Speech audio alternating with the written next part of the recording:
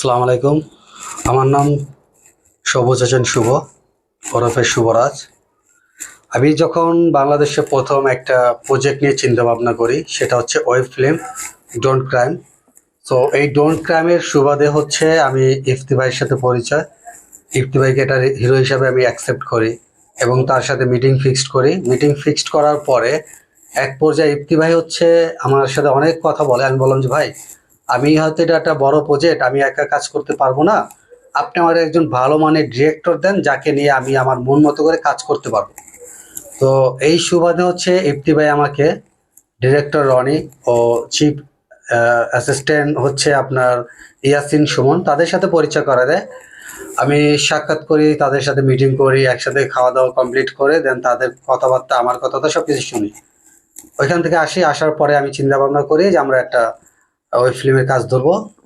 তো হুট করে হচ্ছে ডিরেক্টর রনি আমাকে ফোন দিয়ে বলে, ভাই আগে আপনি ওয়েব ফিল্মের কাজটা না ধরে প্রথমত আপনি একটা সিঙ্গেল ধরেন। তো একটা দুইটা সিঙ্গেল করার পরে যখন আপনি ইউটিউবে ছাড়বেন, তখন আপনার ইউটিউবটা মনিটাইজ হয়ে যাবে। দেন আপনি যখন হচ্ছে আপনার ওই ওয়েব ফিল্মটা ছাড়বেন, তখন আপনি ওই অ্যামাউন্টটা উঠে আসবে। ওয়েল, আমি ওইটা চিন্তা ভাবনা করে আমি বললাম যে ঠিক আছে। তো আপনি কাকে চাচ্ছেন? তো মোটামুটি মিরাজের ফ্যান ফলোয়ার ভালো, মিরাজের হচ্ছে আপনার ভিউ ভালো। এই জন্য আমি মিরাজকে অ্যাকসেপ্ট করলাম অ্যাজ এ হিরো হিসাবে।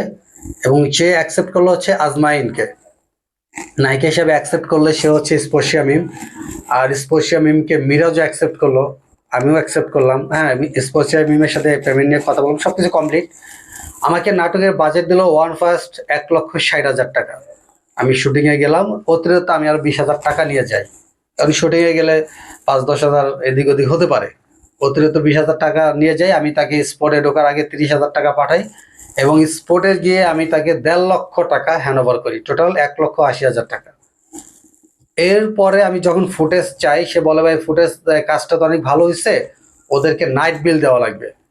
নাইট বিল কত? আমার থেকে নাইট বিল নেয় আপনার অ্যাভারেজে হচ্ছে পপস বা বাবদ নেয় আমার থেকে আপনার 15,000 টাকা থেকে 20,000 টাকা পপস।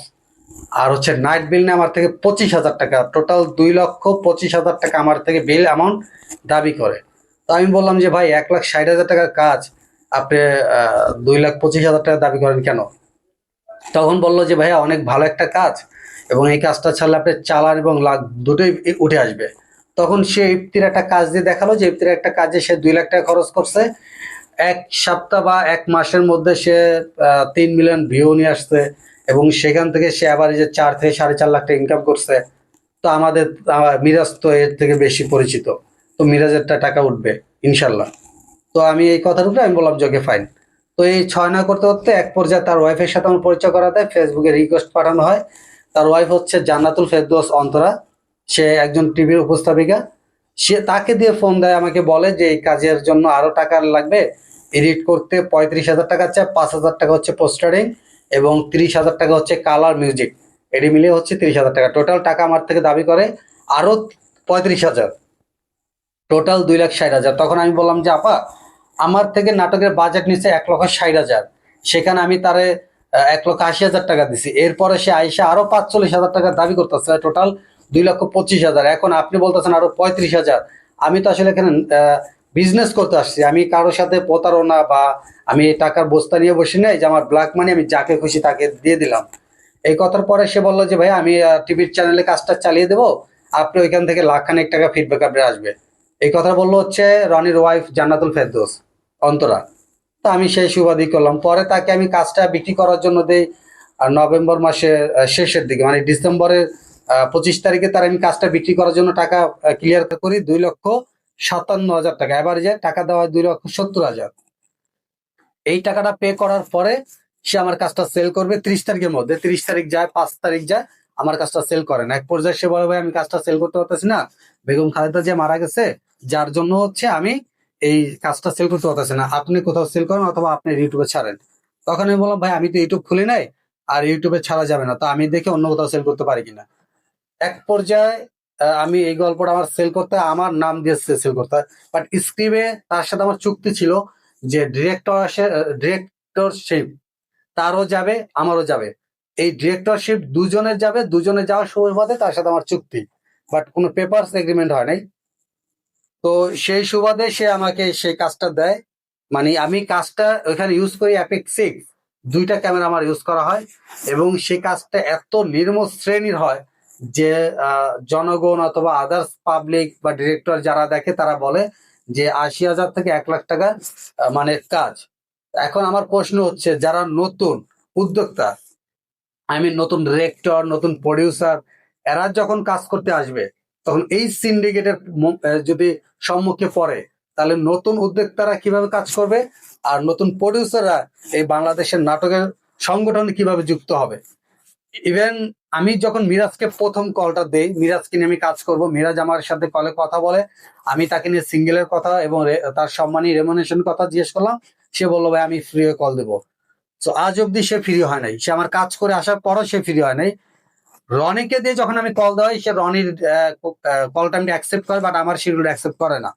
এখন এই যে মিরাজ হচ্ছে যে সিন্ডিকেট গড়ে তুলছে, বা ডিরেক্টর রনি যে সিন্ডিকেট, তার ওয়াইফকে দিয়ে যে সিন্ডিকেট গড়ে তুলছে, এই সিন্ডিকেটে মানুষ কিভাবে বের হয়ে আসবে? আর এই যে লক্ষ লক্ষ টাকা, আমি 2.5 লাখ টাকা দিয়ে এখন নাটক তৈরি করলাম, 2,57,000 টাকা, আমি আর 40 বা 50,000 টাকা বললে আমি বিদেশ যেয়ে একজন প্রবাসী হতে পারি। বাট আমার বর্তমান স্থানটা কোথায়? আমি যে 2.5 লাখ টাকা ইনভেস্ট করলাম বা 2.5 লাখ টাকা আমি খরচ করলাম, এই টাকাটা আমার কোথায়? আমি কিভাবে পাবো? এটা আমি সাধারণ জনগণ এবং বাংলাদেশ মিডিয়া অ্যাসোসিয়েশনের কাছে এটা আমি বিচার চাই, এবং আমার ন্যায় বিচার আপনি আমাকে পাওয়াই দেন।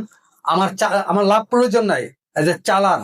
আমি যে 2,57,000 টাকা দিচ্ছি, আমার বিকাশের স্টেটমেন্ট টোটাল 2,70,000 টাকা। তার ওয়াইফের অসুস্থ বাবদ সে আমার থেকে আরো 15,000 টাকা নেয়। এভারেজে 2,70,000 টাকার স্টেটমেন্ট আমার কাছে আছে। তাহলে এই যে সে যে স্ক্রিপ্ট দিছে, স্ক্রিপ্ট স্টেটমেন্ট আছে আমার কাছে, তার টাকা পাঠানোর স্টেটমেন্ট আছে। আমার প্রশ্ন হচ্ছে, আমি এতগুলো টাকা দিয়ে নাটক বানাই, যদি সেই নাটকে মার্কেটে ভ্যালু আসে 80,000 থেকে 1 লক্ষ টাকা, তাহলে আর 1.5 লক্ষ টাকা আমার কোথায় যাবে? আর তার ওয়াইফের ট্রিটমেন্টের জন্য সে যে টাকা নিচ্ছে, সেই টাকাগুলো কোথায়? আমি সাধারণ জনগণ, বাংলাদেশের নাগরিক এবং বাংলাদেশের মিডিয়া সংস্থার কাছে একটাই প্রশ্ন, একটাই দাবি, যারা নতুন এবং নতুন উদ্যোক্তা, নতুন ডিরেক্টর, নতুন প্রযোজক, তাদেরকে তাদের জায়গা থেকে সম্মান এবং তাদেরকে তাদের স্থান থেকে পরিপূর্ণভাবে কাজ করার জন্য তাদের পাশে সহযোগিতা করেন। এবং এইসব ডিরেক্টর, এইসব কালচার ফ্যামিলি, এই বাটপার লেভেলের, এই বাটপার ক্যাটাগরির যেসব ডিরেক্টর, যে ওয়াইফ, তার ওয়াইফ নাকি বাংলাদেশের টিভি চ্যানেল উপস্থাপিকা, ওকে রাইট, তার ওয়াইফ বাংলাদেশের উপস্থাপিকা বলে বাংলাদেশের সমস্ত টিভি চ্যানেল তার কাছে জিম্মি, তার হাতের মুঠে। সে চাইলে যে কোনো লোককে মার্ডার করতে পারে, সে যে কোনো লোককে হুমকি দিয়ে গুম করতে পারে। এই ধরনের কথা, যেই সব কথা ছিল আওয়ামী লীগের আমলে, সেই একই কথা, একই সুর এখন বর্তমানে এই তত্ত্বাবধায়ক সরকারের অধীনে ডিরেক্টর রনি বলতে পারতেছে। তার মানে কি নতুন প্রযোজক, নতুন ডিরেক্টর, তারা কি এখানে জিম্মি হয়ে যাবে? তো বাংলাদেশের আইন কোথায়? বাংলাদেশের জনগণ, বাংলাদেশের মিডিয়া ইন্ডাস্ট্রি কোথায় গিয়ে দাঁড়াবে? এবং তাদের মাঝে নতুন প্রডিউসার, নতুন ডিরেক্টর কিভাবে যোগ হবে? এই প্রশ্ন আপনাদের কাছে আমি শুভরাজ, ভুক্তভোগী, আমি স্টেটমেন্ট এবং এভরিথিং সবকিছু তাদের কাছে জমা দিলাম। তাদের থেকে আপনারা দেখে নেন যে আমি যে কথাগুলো বলছি সব কথাগুলো সত্য না মিথ্যে। যদি মিথ্যা প্রমাণিত হয়, আমি আপনাদের বিচার মাথা পেতে নেব। আর যদি সত্য প্রমাণিত হয়, তাহলে এই রনিকে জোতার মালা পরা পুরো বাংলাদেশ ঘুরান, এটা আপনাদের কাছে আমার দাবি। ধন্যবাদ সবাইকে।